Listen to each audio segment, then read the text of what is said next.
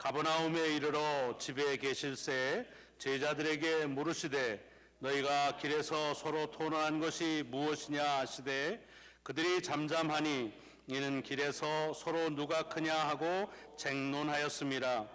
예수께서 앉으사 12 제자를 불러서 이르시되 누구든지 첫째가 되고자 하면 뭇사람의 끝이 되며 뭇사람을 섬기는 자가 되어야 하리라 하시고 어린아이 하나를 데려다가 그들 가운데 세우시고 안으시며 제자들에게 이르시되 누구든지 내 이름으로 이런 어린아이 하나를 영접하면 곧 나를 영접하며 누구든지 나를 영접하면 나를 영접함이 아니요 나를 보내신 이를 영접함이니라. 아멘. 아멘.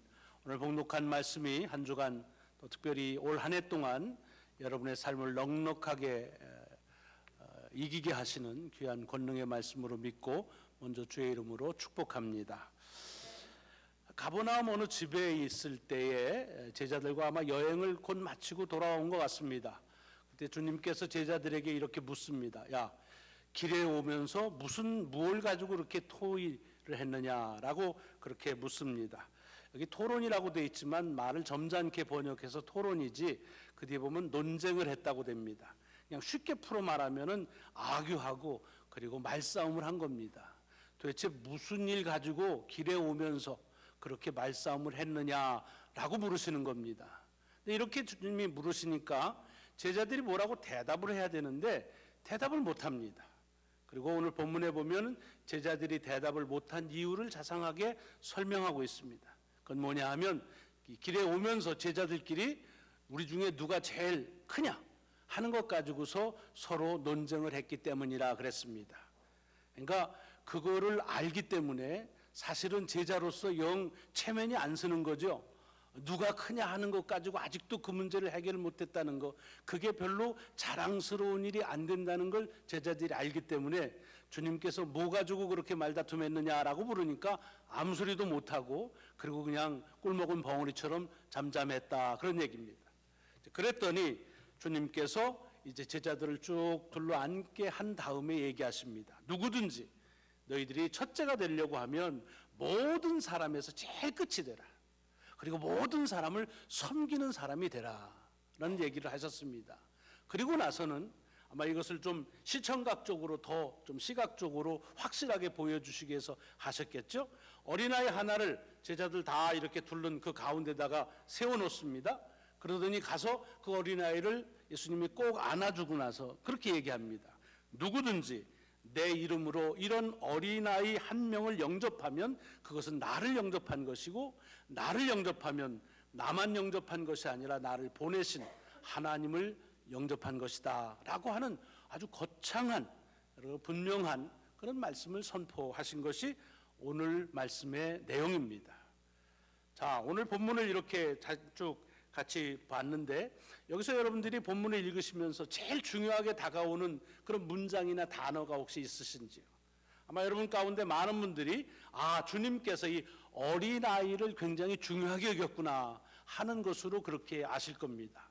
그래서 아마 눈치 빠르신 분은 오늘 이렇게 애들하고 다 같이 예배 보니까 이게 얼마나 중요하냐 이 얘기를 설교하시려는구나 라고 생각하시고 결론에 먼저 도달하 계신 분이 혹 계신지 모르겠습니다.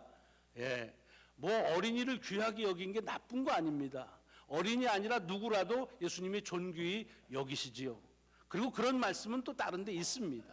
근데 오늘 말씀은 사실은 여기 어린이를 귀하게 여기라는 말씀이 그 골자가 아닙니다.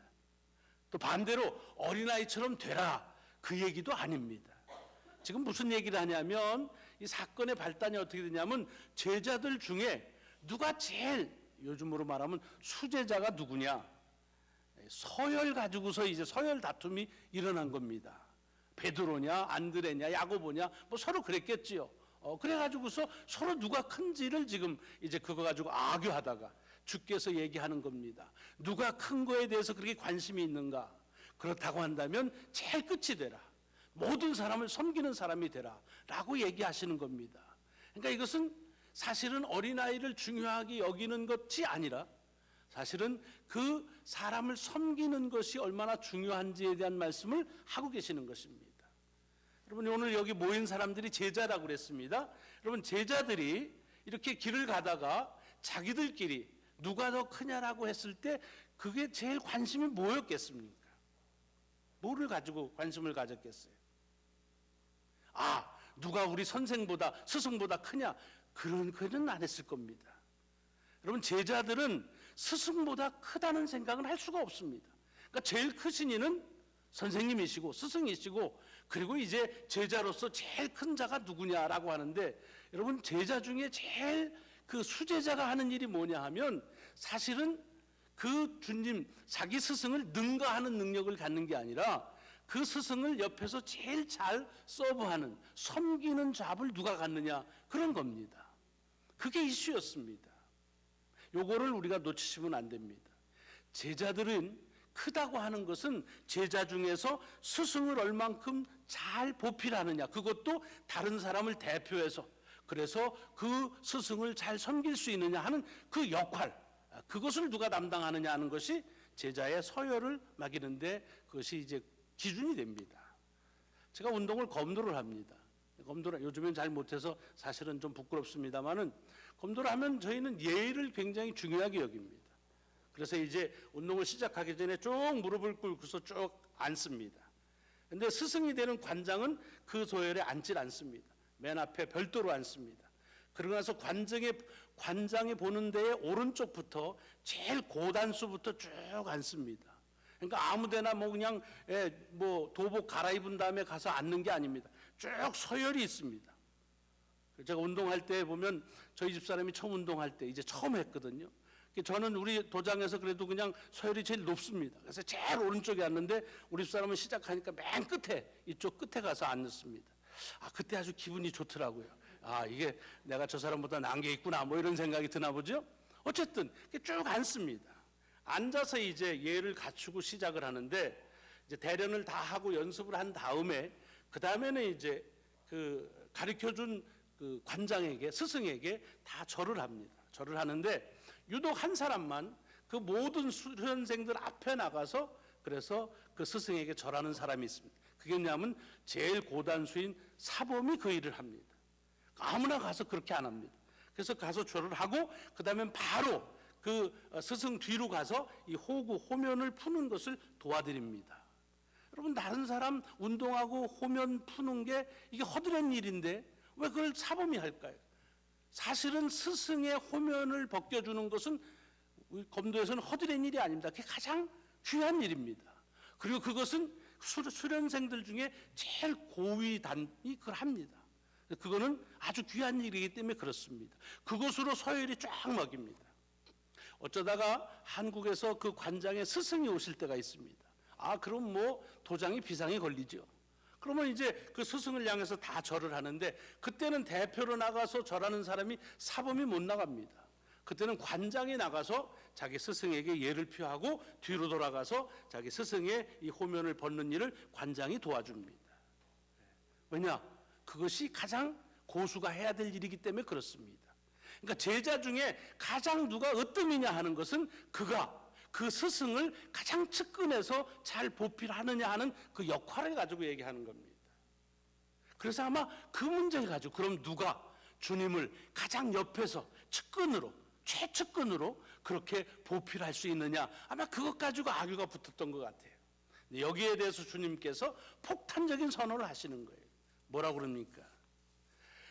제자 중에 가장 큰 자는 어떤 서열이냐, 어떤 위치에 앉았느냐가 중요한 것이 아니라 그가 어떤 마음을 가지고 섬기느냐 하는 데 있다는 겁니다. 그러면서 누구든지, 그게 하찮은 어린아이가 됐든지 그것이 누구든지 그를 이 예수님의 마음을 가지고 그리고 주님을 대하듯 그렇게 잘 영접하면 그가 주님을 영접하는 거다. 그 하찮은 사람이 주님이 되고 그 하찮은 사람이 오히려 하나님이 된다는 얘기입니다. 요즘에는 이 어린아이를 대접하는 일들이 제일 귀하게 여기죠. 그러니까 오늘 본문에서 만약에 어린아이를 영접하는 것이 제일 귀하다 하는 것이 골자라고 한다면 사실은 이 말씀은 더 이상 큰 의미는 없습니다. 왜? 여러분들 가정에 보세요. 누가 제일 대접을 잘 받는가? 애들은 동의하지 않겠지만은 집에서 제일 어린 아이가 제일 대접을 많이 받습니다. 그렇잖아요. 예, 오늘 아침에도 우리 주점사님네에서 누가 제일 대접 잘 받느냐 얘기했어요. 현아죠, 뭐. 현아가 최고예요. 예. 우리 아들네도 보니까 4명이나 있는데, 그런데 그 4명 중에서 제일 대접 잘 받는 게 제일 막내입니다. 우리 딜런이 제일 대접을 제일 잘 받습니다. 뭐 걔는 자기가 퀸인 줄 알아요. 왜? 그렇게 대접하니까. 아이들 대접하고 그 다음 서열이 누굽니까? 강아지지 뭐. 강아지가 그 다음 서열이에요. 그리고 나서 남자 어른은 제일 꼴찌예요. 모르긴 하지만 주점사님네서 주점사님이 제일 꼴찌일 거라고요. 왜? 아이들이 귀하게 여기는, 그러니까 아이들 귀하게 여기는 본문의 말씀이 아니에요. 그렇다고 한다면 더 이상 얘기할 건 없어요. 오히려 본문이 바뀌어져야죠. 남자 어른들을 좀 귀하게 여겼으면 좋겠다, 뭐 이런 얘기가 있을지 모르죠. 오늘 아침에 이렇게 봤더니 한국의 어느 교회에 내년도 교회 표어가 남자답게 믿자, 뭐 이런 표현입니다. 그래서 아니 이게 무슨 남자답게 믿자는 게 뭐냐 했더니 요즘 하도 남자들이 기가 죽어가지고, 그래서 자기가 남자인지 여자인지 뭐 뭔지도 모르고 그냥 뭐 강아지보다 못한 신세를 하니까, 그래서 이제 남자로 좀 강하게 그렇게 좀 쓰자, 뭐 그런 얘기하는데, 그러면 좀 설득력이 있어요. 옛날에는 그렇지가, 이게 옛날에는 개가 제일 천대받고, 그 다음에 애들, 그 다음에 여자, 그 다음에 이제 남자 어른들이 제일 존중을 받았지요. 자, 그러니까 오늘 본문을 잘 이해하시려면 이것은 어떤 부류, 아이들을 귀하게 여겨야 된다, 틀린 말은 아니지만 그 말이 아니라 제자로서 가져야 될 마음은, 그것은 누구를 대하든지 그 영접하는 게 사실은 높은 사람을 잘 대접하는, 말하자면 스승을 최측근에서 잘 대접하는 것이 제자로서는 제일 좋은 위치라고 말한다고 한다면 그렇지 않다는 거예요. 누구든지 자기 스승을 대하는 것처럼 그런 마음을 가지고 대접을 하면, 그러면 그 사람은 누가 됐든지 스승이 되고, 더 나아가서는 제자로서는 감히 엄두도 못 내는 그 스승의 아버지, 그를 보내신 하나님을 섬기는 그와 같은 일을 일어난다는 얘기입니다. 골자가 무언가요? 결국은 무슨 일을 하든지 주의 이름으로 하라는 말씀이 골자입니다. 주님에게 하듯이 그렇게 하라는 겁니다. 여러분, 이것은 오늘 본문의 말씀만이 아닙니다. 바울이 에베소를 비롯해서 여러 편지를 쓸 때 사람을 어떻게 대하느냐 하는 데 대한 말씀을 많이 하셨습니다. 특별히 에베소 5장을 보면은 아내들과 남편에 대한 그런 가르침이 있습니다. 아시죠? 결혼식 때 많이 인용하는 말입니다. 아내들아 남편에게 순종하라, 그 다음에 남편들아 아내를 사랑하라 그럽니다. 그래서 아내 보고 순종하라는데, 사실은요, 잘 생각하시면 그 당시에는 성경에 그렇게 얘기 안 해도 아내는 남편한테 순종하며 살 수밖에 없을 때입니다. 왜? 벌써 이게 레벨이 달랐어요, 옛날에는. 그렇기 때문에 굳이 아내들아 남편에게 순종하라 얘기할 필요가 없었습니다. 그러니까 얘기할 필요 없는 말을 왜 했겠습니까? 그러니까 중요한 것은 남편에게 순종하라는 말이 중요한 것이 아니라 그 다음에 붙어있는 죽게 하듯 하라라는 것이 중요한 겁니다. 그것은 꼭 아내가 남편에게나 또는 남편이 아내에게만이 아니라 종이 상전에게, 또 상전이 종에게, 또 아들이 아버지에게, 아버지가 아들에게 하는 모든 인간관계가 두 가지의 기준을 가지고 하라는 것이 골자입니다. 그게 뭐냐 하면 누구에게 하듯이 주님께 대하듯 하라는 얘기입니다. 아, 저 사람이 주님이시구나 라고 생각하고 그를 대하라는 겁니다. 그게 첫 번째고, 또 하나는 어떤 사람을 대하든 주님이 하듯이 그렇게 섬기라는 겁니다. 그래서 제가 그 말씀을 가지고 따온 만든 슬로건 같은 게 있습니다. 주님께 하듯이 주님이 하시듯이. 두 가지가 다른 것 같지만 아주 같은 것 같으면서도 다르고, 또 다른 것 같지만 같습니다. 오늘 본문의 말씀이 그거예요.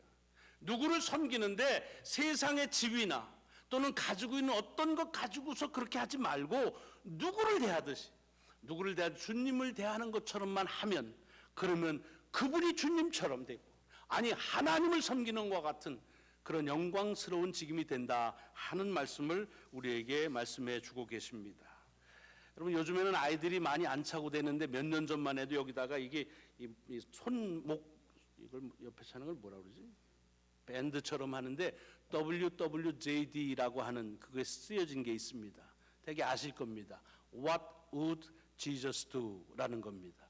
주님이시라면 어떻게 하셨을까라는 거죠.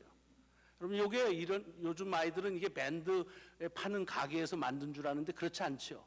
이게 벌써 100년도 더 되는 1896년에 그 셜던이라고 하는 목사님이 계셨는데 그 목사님이 쓴 소설이 있습니다. 그 소설의 제목이 In His Steps 하고 부제로 What Would Jesus Do?라고 쓰여진 것입니다. 근데 그 소설이 어떻게 나왔느냐 하면 이 목사님이 어느 날 저녁에 설교를 하시고 이제 목사관에서 쉬는데 마음속에서 이런 생각이 드는 거예요. 이렇게 설교하는 것 좋지만 그렇지만 사람들이 정말 예수 그리스도가 하는 것처럼 그렇게 산다면 우리 교인들에게 어떤 변화가 일어날까 하는 걸 생각을 해본 거예요. 그리고 그것을 소설처럼 상상으로 이야기처럼 꾸며본 겁니다. 그리고 그것을 그 다음 주부터 연재로 시리즈로 설교를 하기 시작하셨어요. 설교를 한 30번 이상을 설교한 다음에 그 원고를 다 모아가지고 책으로 출판한 책이 In His Step이라는 책입니다. 이게 나오자마자 한 10만 권 이상이 팔렸고 역사상 기독교 서적 중에서 최고 많이 팔린 책입니다. 3천만 부, 30밀리언이 팔렸습니다. 그러니까 엄청나죠. 사람들에게 뭐 굉장히 인기가 있었던, 아마 여러분들 가운데서도 읽은 적이 많을 겁니다. 저도 60년대에 예수님이라면 어떻게 하셨을까라는 그런 제목으로 번역한 책을 읽은 적이 있습니다. 내용은 뭐 그렇게 복잡하지 않습니다. 어느 교회에 목사님이 계신데 거기 교인들하고 같이 한 그룹을 만듭니다. 그 그룹이 뭐냐면 우리가 하루 일주일을 살면서 한번 물어보자는 거예요. 예수님이라면 여러분의 가지고 있는 직업에서 어떻게 하셨을까 하는 걸 한번 퀘스처닝을 해보자는 거예요. 근데 이제 거기에 참석한 사람들이 다양한 직종이 있는 거예요. 어떤 사람은 신문사 사장이고 편집인이 있습니다. 물었어요. 자기가 예수님이라면 이 신문사를 어떻게 운영하고 기사를 어떻게 편집할까 하다 보니까 전에는 광고비만 많이 주면 무슨 광고든지 다 싫었어요. 그런데 가만히 보니까 사람들에게 해가 되는 광고는 안 실는 게 좋을 것 같아요. 그래서 그 광고들을 뺍니다. 그러니까 어떻게 돼요? 회사를 운영하는데 자꾸 압박이 오기 시작하죠. 그런 얘기들을 같이 나누는 겁니다. 거기에 가수가 있었습니다. 가수는 돈만 주면, 많이 주면 아무 데나 가서 아무 노래나 불렀습니다. 거기에 맞춰서. 근데 자기가 예수님이라면 무슨 노래를 부를까 생각하니까 그럴 수가 없는 거예요. 그래서 사실은 오페라에서 부르라는 그런 제안을 받고도 그걸 거절하고, 그리고서는 집회, 부흥 집회에 다니면서 찬양하는 찬양 사역자가 됩니다. 그러니까 이게 다 감동적이지만 실제 생활에서는 어려움을 겪는 거죠. 이 가수도 엄마하고 그래서 막 싸우는 거예요. 내가 너 그렇게 하려고 뭐 레슨 시키고 돈 들여서 했는 줄 아냐? 하면서 얘기하는 거예요. 그 다음에 어떤 사람이 있냐? 학교를 운영하는 학장이 있어요. 근데 학장도 이제 고민하는 거예요. 예수님이라면 이 학교를 어떻게 운영할 수 있을까? 또 100만 밀리언을 그 유산으로 받은 상속녀가 있습니다. 잘 그냥 먹고만 사는데 예수님이라면 이 돈을 어떻게 쓸까 생각을 해보니까 좀 어려운 지역에 거기에 여러 시설들을 하는 데에 그 기부하기도 하고 합니다. 물론 모든 사람들이 그 질문 때문에 삶이 다 바뀌었다 그런 건 아닙니다. 그러나 적어도 그 질문을 통해서 막 고민하면서 그러면서 살아가는 모습을 소설화한 것입니다. 사실은 우리들이 고민해야 될 그런 문제죠. 그것도 마찬가지예요. 예수님이 하시듯 한번 해보자 그런 뜻입니다. 오늘 주보에 칼럼을 실어드렸는데 짧은 글을 하나 소개했습니다. 그게 뭐냐면 변장한 주님이라는, 사실은 제가 출처를 정확히 모릅니다. 저도 들었던 얘기고 해서 여러분들에게 소개를 한 거예요. 이게 무슨 얘기냐면 어떤 수도원 얘기입니다. 수도원이 있는데 영성이 깊고 하다는 소문 때문에 많은 사람들이 그곳에 와서 수도도 하고 또 많은 그런 훈련도 받고 했습니다. 그래서 아주 부흥이 됐어요.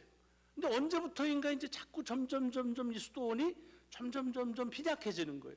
산 동안에 이제 운영하기도 어려운 상태가 되는 거예요. 그래서 수도원 원장이 이제 이걸 어떻게 해야 되느냐 하다가 자기의 멘토가 되는 그런 수도사를 찾아갑니다. 그래가지고 우리가 이렇게 잘 되다가 지금 어렵습니다. 어떻게 하면은 이 수도원이 좀 다시 부흥할 수 있을까요? 라고 얘기를 했어요. 그랬더니 그 수도사가 이 원장에게 얘기합니다. 그것은 너희들이 죄를 지었기 때문이다 라고 얘기합니다. 그러니까 수도원장이 깜짝 놀라는 거, 아니 우리가 무슨 죄를 져요? 아니 수도원에서 누가 뭐 간음을 했습니까? 절도를 합니까? 뭐 우리 죄진 게 별로 없는데. 그랬더니 그 수도사가 얘기합니다. 너희들에게는 무지의 죄가 있다. 무지의 죄라는 얘기가 알지 못하는 죄가 있다는 겁니다. 그래서 우리가 뭘 모릅니까? 라고 되물었더니 그때 그 양반이 무슨 얘기를 하냐면, 너희 수도원에 변장하신 주님이 있는데 너희들이 그분을 못 알아보는 거야. 그래서 마구대하는 거야. 그래서 그것이 죄다라는 얘기입니다. 이 얘기를 듣고 수도원 원장이 깜짝 놀랐습니다. 자기 수도원에서 변장한 주님이 계시다니 해서 이제 돌아와가지고 같이 있는 동료들한테 얘기를 합니다. 우리 수도원에 변장하신 그런 주님이 계신데 우리가 그분을 몰라봐서, 그래서 우리 수도원이 이렇게 어려워졌단다. 그러니까 우리가 잘 좀 찾아보자. 그래서 이제 변장한 주님을 찾기 시작합니다. 찾아보니까 이게 뭐 한 사람 한 사람 생각해도 영 주님 같은 사람이 보이지가 않는 거예요. 저건 성질이 더럽고, 저거는 굉장히 셀피시하고, 저건 게을르고, 뭐 하나 같이 있는 동료 중에 주님처럼 보이는 게 하나도 없는 거예요. 그래서 이게 거짓말인가? 그러다가 번뜩 떠오르는 거예요. 변장했다? 그러면은 성품이 아주 좋은데 일부러 나쁜 것처럼 변장해서 하나? 성격이 굉장히 좋은 분인데 막 성질 더럽게 변장한 건, 변장은 그런 거니까. 그렇게 보니까 성질 더러운 사람이 주님처럼 보이는 거예요. 거짓말하고 게으른 사람이 저 사람이 굉장히 부지런한 사람인데 지금 변장해서 저렇게 게을른가 보다 하니까 그 게으른 모습이 주님의 모습처럼 보이는 거예요. 그래서 그 수도원에 있는 사람들이 누군지 모르지만 변장한 주님에게 하듯 사람들을 대하기 시작했고, 그래서 다시 영성이 깊어졌다 하는 그런 얘기입니다. 뭐 얘기겠죠. 뭐 실제로 일어난지도 모르겠습니다. 그럼 이렇게 생각, 그런 거짓말이 어디 있어요? 근데 여러분, 마태복음 25장에 보면 이 이야기가 거짓이 아니라 충분히 사실이라는 성서적인 근거가 있습니다. 주님이 뭐라고 그러셨습니까? 마지막 시대에 심판 때 오셔가지고 이렇게 말씀하신다고 그랬습니다. 너희는 내가 배고플 때 먹을 걸 줬다. 내가 헐벗었을 때 입을 걸 줬다. 내가 옥에 갇혔을 때 너희들이 나를 찾아와 줬다 라고 말합니다. 그랬더니 의인이 거기에 반응을 하는 거예요. 주님이 배고픈 적이 언제 있었습니까? 주님이 헐벗을 때가 언제입니까? 주님이 옥에 갇힌 때가 언제입니까? 그런 적이 없었습니다 라고 했더니 주님이 뭐라고 그러셨습니까? 지극히 너희 중에 가장 작은 자에게 한 것이 곧 내게 한 것이다 라는 그런 말씀을 했다는 겁니다.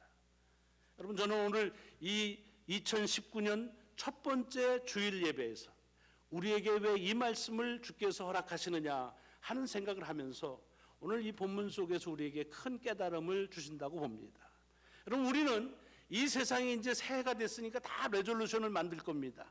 근데 대부분의 사람들의 레졸루션은 뭐냐면 내 작년보다는 좀 더 better life, 좀 더 대접받을 수 있는, 좀 더 편안하고 그런 또는 그런 직책, 그런 자리를 아마 차지하겠다고 또 그러고 싶다는 레졸루션을 많이 냈을 겁니다. 사실은 우리는 이제 교인이기 때문에, 그리스도인이라 예수님 때문에 그런 뭐 높은 자리에 올라가거나 그런 레졸루션은 안 했을 겁니다. 어떤 면에서는 주님을 얼마나 더 잘 섬길 수 있을까, 교회 봉사를 잘하고 또 이웃을 잘 사랑하며 하자, 아마 그런 레졸루션을 가지고 시작했을 겁니다. 참 귀한 일이죠. 그런데 사실은 그렇기 때문에 우리가 주의해야 될 일이 있습니다. 뭐냐? 여러분, 교회 안에서도 보면 자꾸 사람들 속에 이렇게 분쟁이 생기고 이렇게 갈등이 생기는 이유가 뭐냐? 여러분, 교회에서요, 누가 돈 많으냐 적으냐 이것 가지고 갈등 안 생깁니다. 누가 지위가 높으냐 낮으냐 이것 가지고서 갈등 안 생깁니다. 근데 어디서 갈등이 생기냐? 누가 교회 안에서 직분을 왜 그 사람이 그 직을 하느냐, 누가 그 사역을 하는데 왜 그 사역을 중요하게 여기지 않느냐 하는 문제 가지고 합니다. 왜? 그게 그 직분이나 그 사역이 주님을 더 잘 섬길 수 있다고 생각하기 때문에 그런 겁니다. 내가 주님을 더 잘 섬겨야지, 이 사역이 더 주님에게 중요한데 왜 이걸 알아주지 않느냐, 이런 것 때문에 우리가 실망하거나 갈등을 느낄 때가 간혹 있습니다. 마치 오늘 본문에서 주님의 제자들이 어떻게 하면 주님을 제일 측근에서 잘 보필할 수 있을까? 그걸 가지고 큰 것으로 판정하는 것처럼 그런 갈등이 우리들에게도 있을 수 있다는 것입니다. 만약 그렇다고 한다면 오늘 주신 말씀이 주님께서 우리에게 하시는 말씀입니다. 너희가 나를 섬기겠다, 또 내 말대로 살겠다고 한다면 그가 누구이든지 내게 하는 것처럼 대하라. 그게 무슨 사역이든지 내 마음, 내 이름을 가지고 해라. 그러면 그가 누구이든지 그가 주님이 되고 그가 하나님이 될 거다. 그가 무슨 사역이든지 그것은 주님의 사역이 되고 하나님의 사역이 될 것이다 라고 하는 말씀을 오늘 아침 주시는 것입니다. 여러분, 한 해를 이제 그리스도인으로 우리가 살 겁니다. 그렇다고 한다면 오늘 주신 말씀을 가지고 다시 한번 새겨볼 필요가 있습니다. 우리 가운데 변장하신 주님이 있다 생각하시고, 그 변장한 주님이 누구냐를 관심하는 것이 아니라 그러니까 누구도 될 수 있으니까 누구든지 주님을, 변장한 주님을 대하던 마음으로 대하라. 그것이 필요합니다. 또 WWJD, What would Jesus do? 주님이시라면 어떻게 사람들을 대했을까? 라고 하는 것으로 여러분의 비즈니스를, 여러분의 인간관계를 그 속에서 기준으로 삼으라는 겁니다. 바울이 얘기한 것처럼 주님께 하듯이, 그리고 주님이 하시듯이 그렇게 이 한 해 우리에게 주신 섬김의 귀한 역할을 잘 감당하는 저와 여러분이 되기를 주의 이름으로 축원합니다. 기도하시겠습니다.